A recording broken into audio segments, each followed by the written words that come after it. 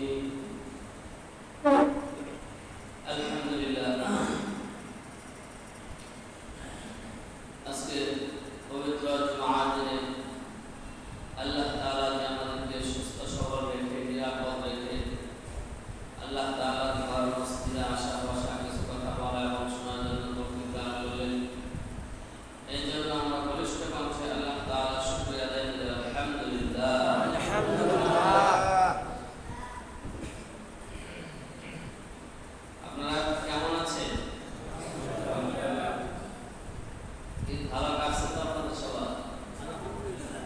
আপনি বাড়ি বেড়াইছেন ঠিক মতো? খাইছেন তো ঠিক মতো? সুবহানাল্লাহ, আল্লাহু আকবার বললেন। আর দেখুন, আমরা ঈদও আমরা আনন্দে কাটিয়েছি, আমাদের আনন্দে কেটেছে, রোজা পালন করেছি, সবে কদর থেকে শুরু করে সব কিছু। কিন্তু আমাদের ভাই জাতি, ফিলিস্তিন জাতি, সবে কদরের রজনী থেকে তাদের উপর হামলা চালানো হয়েছে। আজকে মনে হয় যুদ্ধবিরতি হয়েছে নাকি? তো তাদের কোথায় দিয়ে সবে কদর কেটেছে, কিভাবে তাদের ঈদ কেটেছে? আমাদের ঈদ কেটেছে আনন্দে, আর তাদের ঈদ কেটেছে ব্যথা বেদনা, আপনজন হারানোর বেদনা। কি বলেন, ঠিক না? এগুলো দেখে দেখে আসলে আমাদের ইসলাহ হওয়া দরকার, আমাদের ভুলগুলো সংশোধন করে নেওয়া দরকার। কারণ দুনিয়াতে মুসলমানদের যত বিপর্যয়, এগুলো মুসলমানদের পাপের কারণ। পৃথিবীর দিকে দিকে মুসলমানরা নির্যাতিত, নিপীড়িত। এগুলো দেখে যে সমস্ত অঞ্চল ভূখণ্ডে মুসলমানরা নিরাপত্তার সাথে বাস করতেছে, নিরাপদে আছে, তারা তাদের ঘুম এখনো ভাঙে নাই। তারা এখনো হাস্যরস্য, তামাশা, ফেরেববাজি, ধোকাবাজি, ওজনে কম দেওয়া, অশ্লীল বেহায়াপনা, এগুলোর মধ্যে লিপ্ত আছে। যেমন একটা গরুকে জবাই করলে পাশের গরুটা ঘাস খায়, টেরও হয় না যে ওর পরে আমার সিয়া। মুসলমানদেরকে ওই রকমের ধরেছে যে আশপাশের মুসলমান ভাইয়েরা মার খাইতেছে, আর আমরা যারা নিরাপদে আছে আমরা গুনার বাজার আরো বড়ই করতেছি। অথচ হাদিসের মধ্যে আসছে, কিতাবের মধ্যে আসছে, এই বিপর্যয় শুধু ফিলিস্তিন না, পুরা মুসলিম উম্মাহের মধ্যে ছড়িয়ে পড়বে এবং আরো ভয়াবহ আকারে আসবে। কিতাবের মধ্যে আসছে যে পৃথিবীর যে প্রান্তেই মুসলমানদের কিছু সংখ্যক লোক থাকবে, সেখানেও মুসলমানদেরকে আঘাত দেওয়া হবে, মার দেওয়া হবে, মুশরিকরা মুসলমানদেরকে পিটাবে। পৃথিবীর একজন মুসলমান নিরাপদে থাকবে। এটা কার কথা? তাহলে আমরা নিরাপদে আজকে আসি, কালকেও থাকতে পারবো, কোনো গ্যারান্টি আছে? কেন নাই? কারণ আল্লাহ রাসূলের গ্যারান্টি নাই। আল্লাহ রাসূল বলেছেন পৃথিবীর যেখানেই মুসলমান থাকবে সেখানেই তাদের উপর নির্যাতন চলবে, একদিন আগে আর পরে। এই জন্য আমাদের ঘুম ভাঙা দরকার, আমাদের সচেতন হওয়া এবং গুনাহ পরিত্যাগ করা, আমলকে বাড়িয়ে দেওয়া উচিত। কি বলেন? কারণ বিপদের মধ্যে পড়লে তখন কিন্তু আমলও করা যায় না। এই যে ফিলিস্তিনের উপর বোমা বর্ষণ হইতেছে, এই অবস্থায় কি তারা নামাজে দাঁড়িয়ে থাকতে পারবে? নামাজের মধ্যে একাগ্রতা আসবে? ইবাদত করার সুযোগ সময় থাকবে না। এই জন্য সুযোগ থাকতেই ইবাদতের পাল্লাগুলো ভারী করা, গুনাহগুলো বর্জন করা। আর বিপদ এসে গেলে তখন কিন্তু দোয়ায়ও কাজ হয় না। কারণ বিপদটা আসছে আল্লাহর পক্ষ থেকে। এখন দোয়ায় যদি সব বিপদ চলে যেত, তাহলে পৃথিবীর সব মুসলমান নিরাপদ হয়ে যেত। কারণ শুধু তারা দোয়া করতেছে না, পৃথিবীর সমস্ত মুসলমান দোয়া করতেছে, তবুও কাজ হইতেছে না। এই জন্য দোয়া, ইবাদত, গুনাহ ছাড়া এগুলো এখন থেকে আমাদেরকে করতে হবে। বিপদে পড়ে গেলে কাজ হবে না। এই জন্য ঈদ আমাদের চলে গেছে, ঈদের আনন্দে আমরা ভেসেছি। আমরা অনেকে নামাজ ঠিকঠাক মতো আদায় করতে পারি না, ইবাদত করতে পারি না। আমরা কি আবার প্রতিজ্ঞা করতে পারি যে আবার আমরা সুন্দর করে সুশৃঙ্খল ভাবে নামাজ আদায় করবো, আল্লাহর ইবাদতে মশগুল হয়ে যাব? এই নিয়ত কি আমরা করতে পারি? ইনশাআল্লাহ। এই জন্য যেহেতু রমজান গেলে মানুষের মধ্যে কিছুটা গাফলত এসে যায়, বিশেষ করে নামাজের মধ্যেও মানুষ আনন্দ উদ্দীপনার মধ্যে থাকে, আত্মীয় স্বজনের বাড়ি বেড়াতে যায়, টেলিভিশনে তাদের মধ্যে তামসা এগুলো দেখতে থাকে।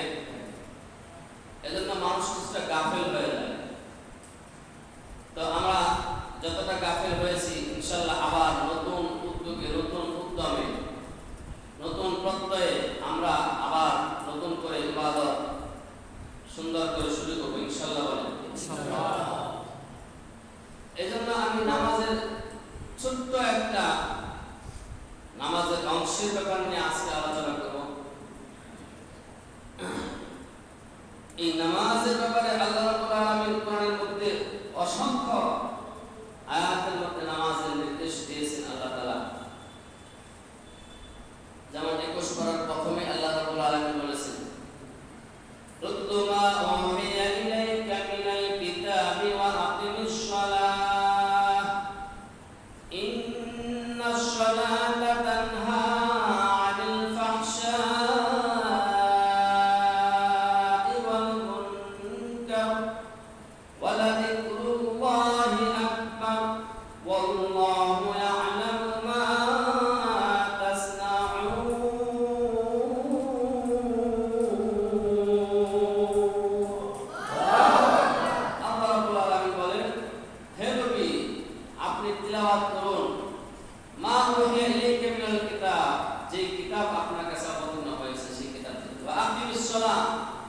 এবং নামাজ প্রতিষ্ঠা করুন। কেন?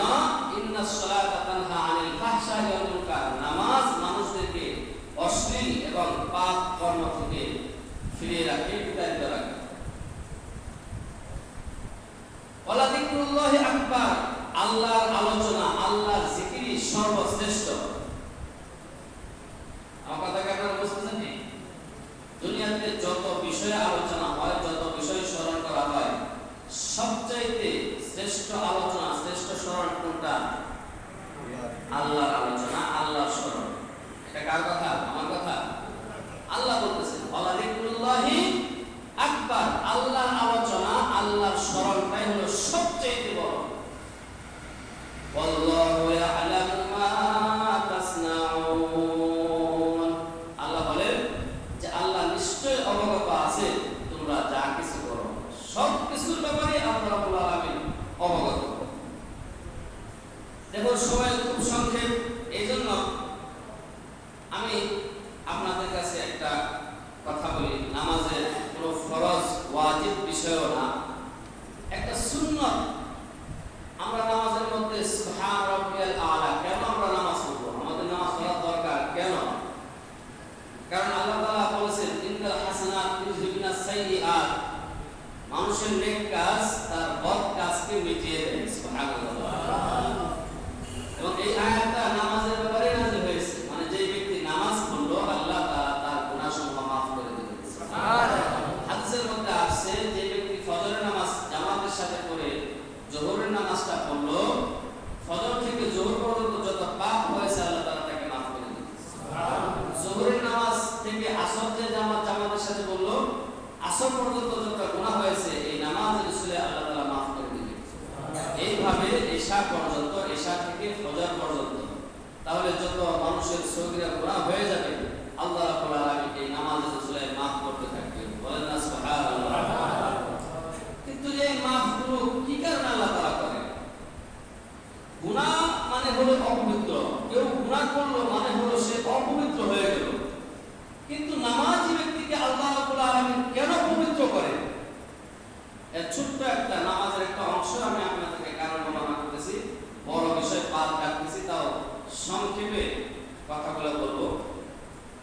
আচ্ছা, আমরা নামাজের মধ্যে সুবহান শব্দটা বলি কি বলি না?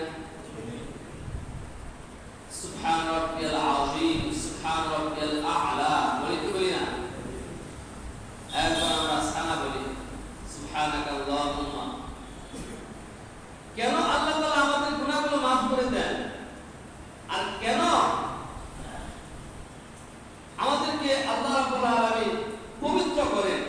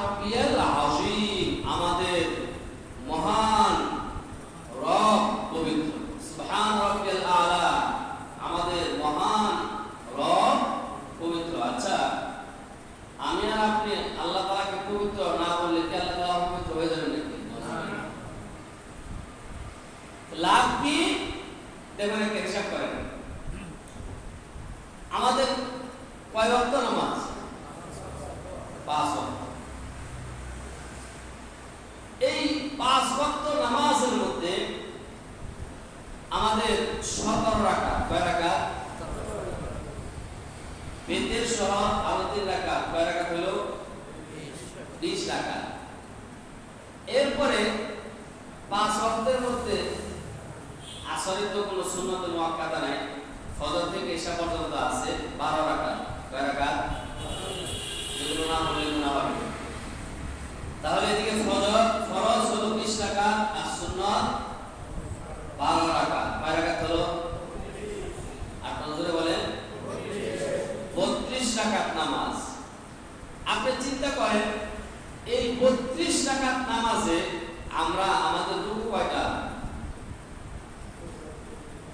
যোগ ব্যবহার না 32টা রুকু। তাহলে আমরা কমপক্ষে সুবহান রাব্বিল আযীম কয়বার করতে হয়? 3 বার। এই 32 কে 3 দিয়ে গুণ দিলে কত হয়? 96। তাহলে আমরা সুবহান রাব্বিল আযীম, আমাদের বুজুর্গ সম্মানিত রব পবিত্র, এই কথাটা আমরা শুধুমাত্র যেই নামাজগুলো আমাদের পড়াটা আমাদের জন্য ফরজ বা সুন্নতে মুআক্কাদা, এই নামাজের রুকুর মধ্যে সর্বনিম্ন কতবার পড়ি? 96 বার। 32 রাকাত নামাজের মধ্যে সেজদা কয়টা? 64টা সেজদা। এক এক সেজদার মধ্যে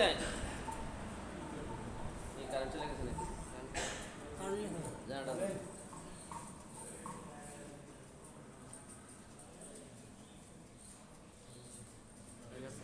ওইটা উঠে দাও একজনে।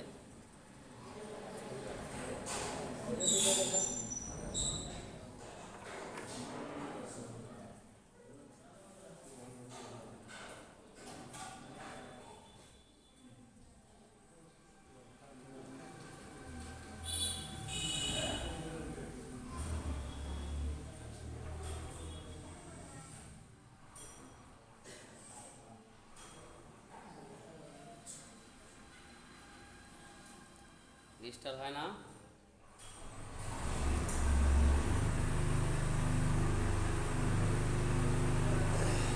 এদিকে খেয়াল করেন, আমাদের 32 রাকাত নামাজের সেজদা কয়টা?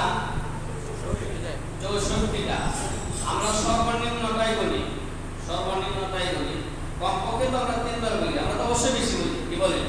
ফরজ নামাজ বলতে বেশি বলি না, সুন্নাত নামাজ অবশ্যই বেশি বলি। সর্বনিম্নটাই আমি ধরতেছি। এই 64টা সেজদার মধ্যে যদি আমি সর্বনিম্ন 3 বার করে সুবহান রাব্বিয়াল আ'লা, আমাদের মহান রব পবিত্র, 3 বার করে বললেও 64 কে 3 দিয়ে গুণ দিলে কত হয়? 199। 199 আর আগে ছিল 96, কত হলো? 199 আর 96 কত? 200। ঠিক আছে, ঠিক আছে নি? কতবার হয়? 288। কত বলে? 96 আর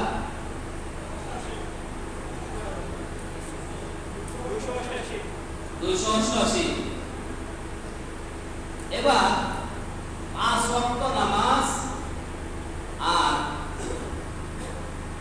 5 বার সুন্নাত পড়তে হয়, কয়বার হলো? 10 বার। কয়বার?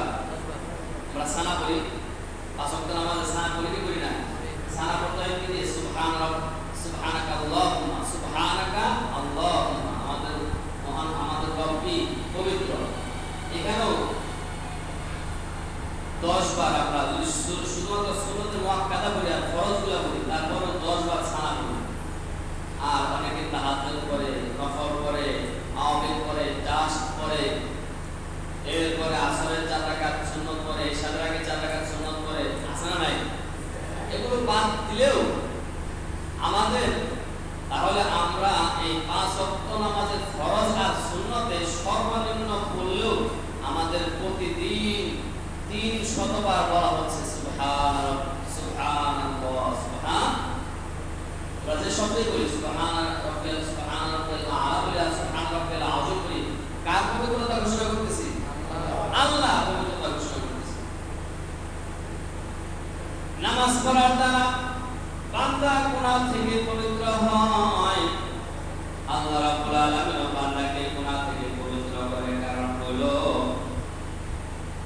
বান্দাটা ফজরের নামাজ থেকে শুরু করে শুধুমাত্র ফরজ আর সুন্নত গুলোর মধ্যে সারা দিনে ঈশা পর্যন্ত 300 বার আল্লাহ রাব্বুল আলামিনকে বলে সুবহানাল্লাহ বা সুবহানাকাল্লাহুম্মা অথবা সুবহান রাব্বিয়াল আযীম বা সুবহান রাব্বিয়াল আলা, যেই বান্দাটা প্রতিদিন শুধুমাত্র আল্লাহর হুকুম নামাজে দাঁড়াইয়া দাঁড়াইয়া সিজদায় গিয়ে গিয়ে রুকুতে গিয়ে গিয়ে আল্লাহ রাব্বুল আলামিনের পবিত্রতা ঘোষণা করে, ওই আল্লাহ তাআলা ওই বান্দাকে আর গুনার অপবিত্রতায় অপবিত্র রাখতে পারে না।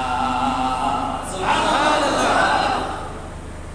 কারণ এতবার পবিত্র আল্লাহ তাআলাকে বান্দা বলার পরও যদি ওই বান্দাকে আল্লাহ তাআলা অপবিত্র রাখেন, তাহলে আল্লাহ তাআলার অমর্যাদা হয়ে যায়। আল্লাহ তাআলা ফেরেশতাদেরকে ডেকে বলেন, যে বান্দাটা প্রতিদিন কমপক্ষে সর্বনিম্ন আকারে হলো 300 বার আমি রব্বুল আলামিনকে পবিত্র করে, আমি আল্লাহ ওই বান্দাকে পবিত্র করে আমার কবরের ভিতরে আনবো। সুবহানাল্লাহ। একবার চিন্তা করেন, আপনারা তো সূরা ইউসুফের ব্যাপারে জানেন, একটা সূরা আছে নি কোরআনের মধ্যে, সূরা ইউসুফ আছে না? এই সূরার ভিতরে হযরত ইউসুফ আলাইহিস সালামকে জুলাইখা একটা কুপ্রস্তাব দিয়েছিল। এই ইউসুফ আলাইহিস সালামকে যখন এই কুপ্রস্তাব জুলাইখা দিয়েছিল, তখন ইউসুফ আলাইহিস সালাম তার ডাকে সাড়া দিয়েছিল না দৌড় দিয়েছিল? আল্লাহ রাব্বুল আলামিন কোরআনের মধ্যে এই ঘটনাটা তুলে ধরেছেন। وراودته التي هو في بيتها عن نفسه وغلقت الأبواب وقالت هيت لك وقالت هيت لك وقالت هيت لك وقالت هيت لك قال معاذ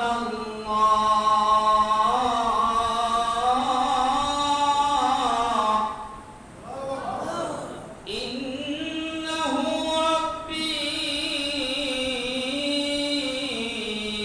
أحسن مثواي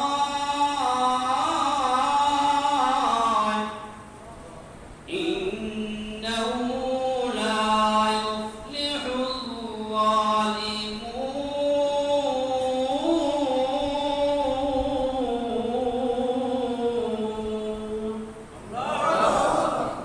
এইখানে আল্লাহ রাব্বুল আলামিন বলেন যে জুলাইখা যখন তাকে আহ্বান করেছিল, সে বলেছিল মাআযাল্লাহ, আল্লাহর পানাহ আমি চাই। এরপরে বাকি অন্যান্য কথা আরো আছে। এই কথা বলার পরে ইউসুফ আলাইহিস সালাম তখন দেখলো যে আমাকে ঘরের ভিতরে আটকে ফেলেছে, আমাকে জোর জবরদস্তি করে সে ধরে ফেলবে, তখন আল্লাহর উপর ভরসা করে বন্ধ দরজা থেকে দৌড় দিয়েছিল। ওনা থেকে যদি কোনো বান্দা আল্লাহর উপর ভরসা করে বাঁচতে চায়, বাঁচায় কে? জোরে বলেন আল্লাহ। বন্ধ দরজা খোলার চাবি কার কাছে? জুলাইখার কাছে।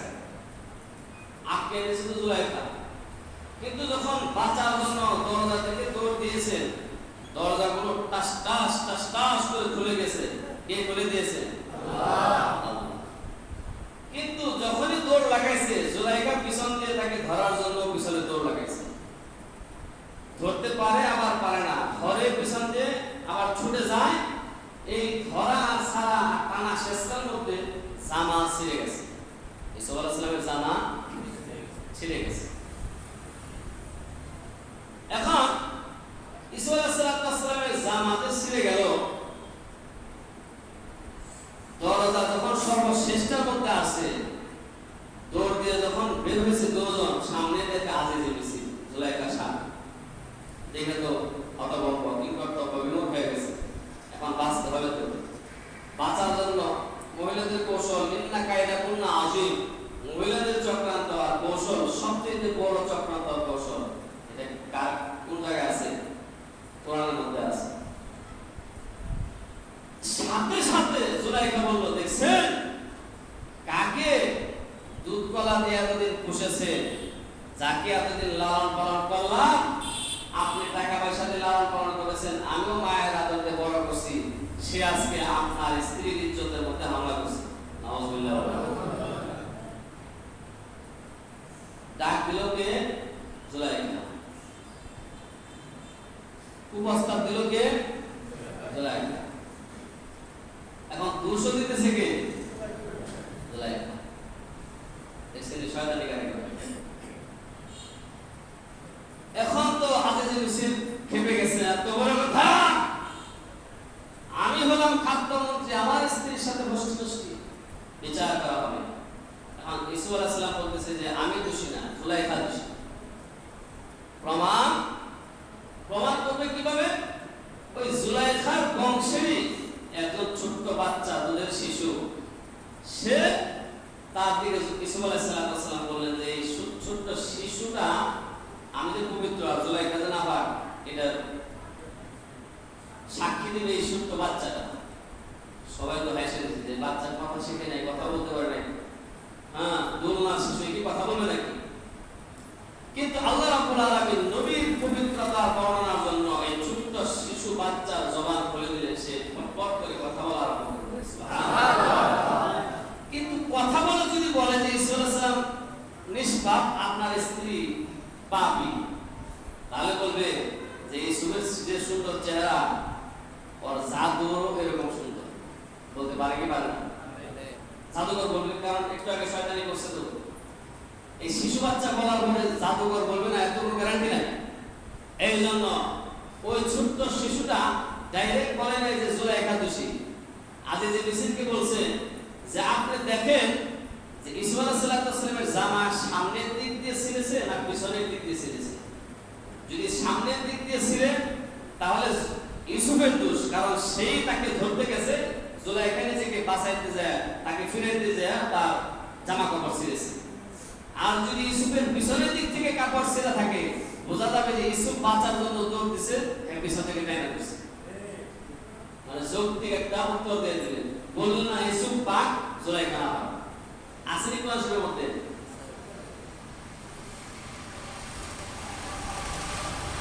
এই দেখেন আল্লাহ তাআলা বলেছেন, ক্বালা হিয়া রাওয়াদাতনি আন নাফসি ওয়া শাহিদা শাহিদুম মিন আহলিহা ইন কানা কমিসুহু কুত্তা মিন কুবুলিন ফাসাদাকাত ওয়া হুয়া মিনাল কাযিবিন ওয়া ইন কানা কমিসুহু কুত্তা মিন দুবুরিন ফাকাযাবাত ওয়া হুয়া মিনাশ সাদিকিন।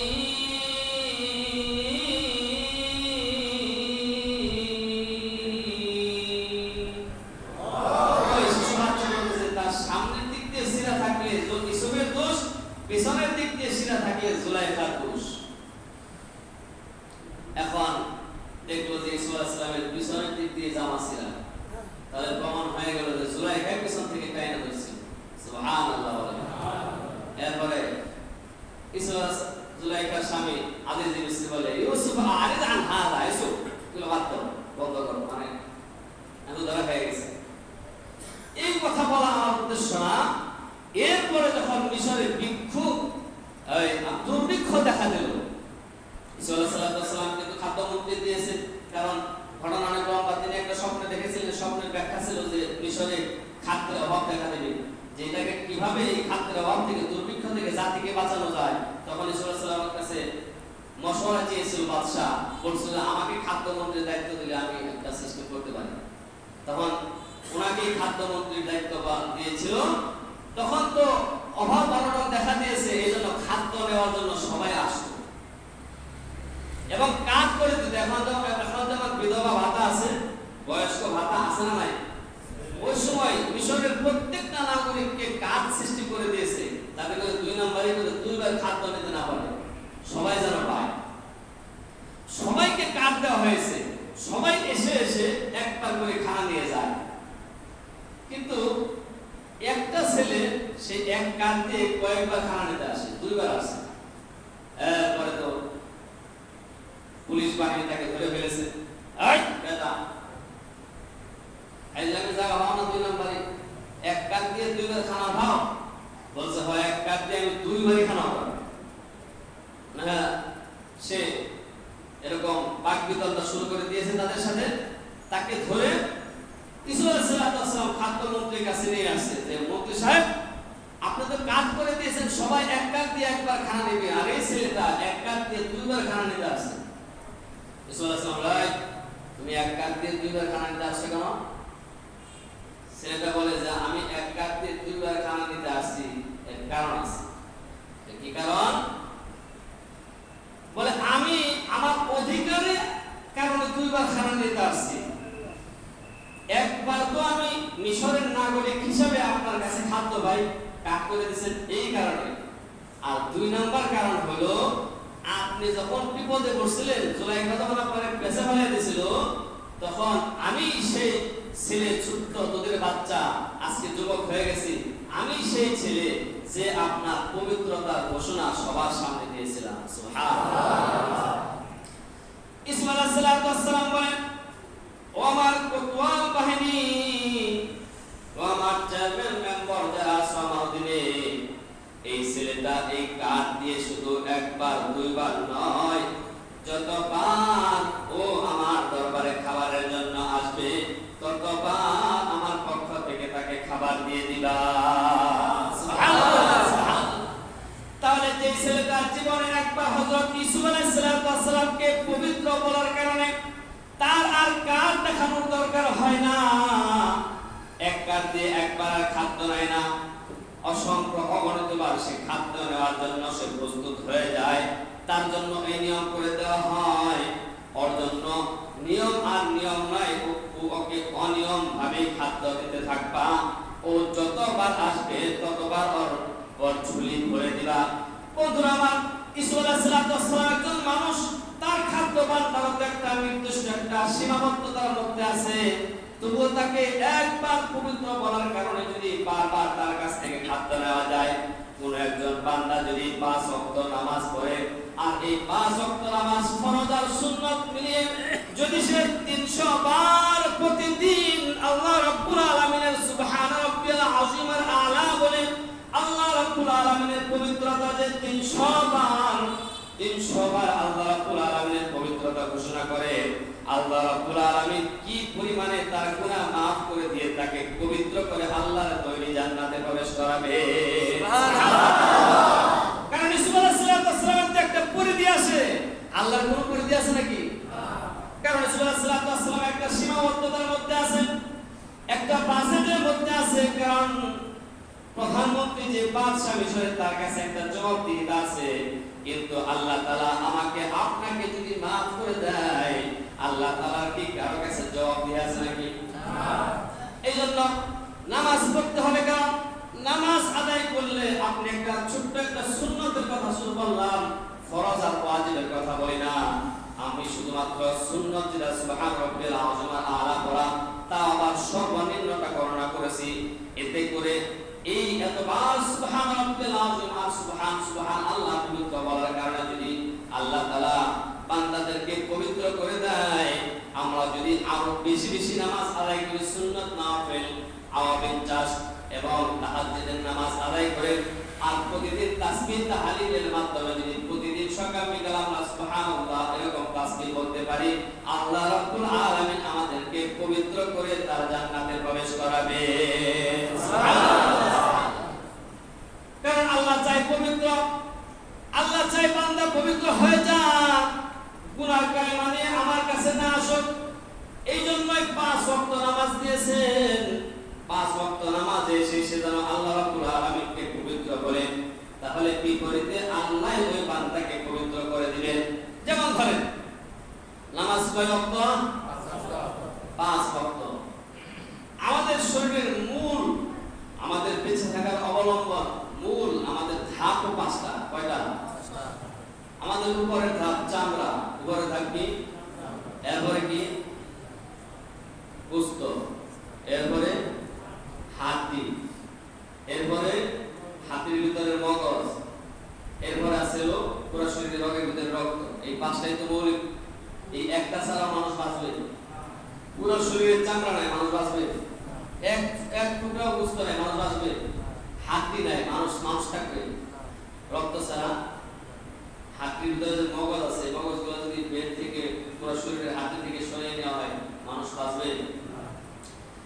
এই পাঁচটা বস্তু হলো মানুষের মৌলিক বিষয়। বন্ধুরা আমার, 5 ওয়াক্ত নামাজের সাথে একটা সম্পর্ক আছে।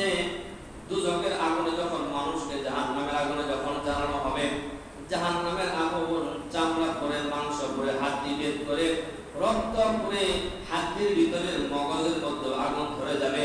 তার মানে হলো, যদি কোনো ব্যক্তি 5 ওয়াক্ত নামাজ ঠিকঠাক মতো জামাতের সাথে আদায় করতে পারে, আল্লাহ রাব্বুল আলামিন মানুষের এই শরীরের যে 5টা অঙ্গ দুজকের আগুনে জ্বলবে, ওই 5টা অঙ্গকেও 5 ওয়াক্ত নামাজের মাধ্যমে আল্লাহ রাব্বুল আলামিন নিরাপদ রাখবেন, সুস্থ রাখবেন, আল্লাহর আগুনে জ্বালাবেন না।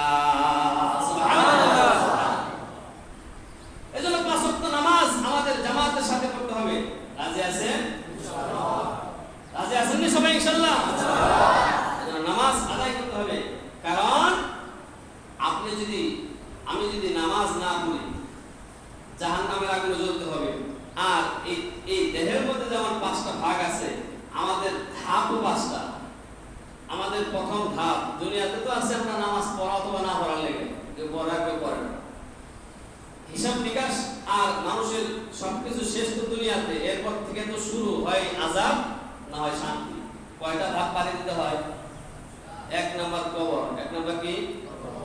কবর। 2 নাম্বার কবর থেকে কোথায় উঠবো আমরা? হাসর। হাসরে তারপরে মিজান। হাসরের পরে কোথায়? মিজান।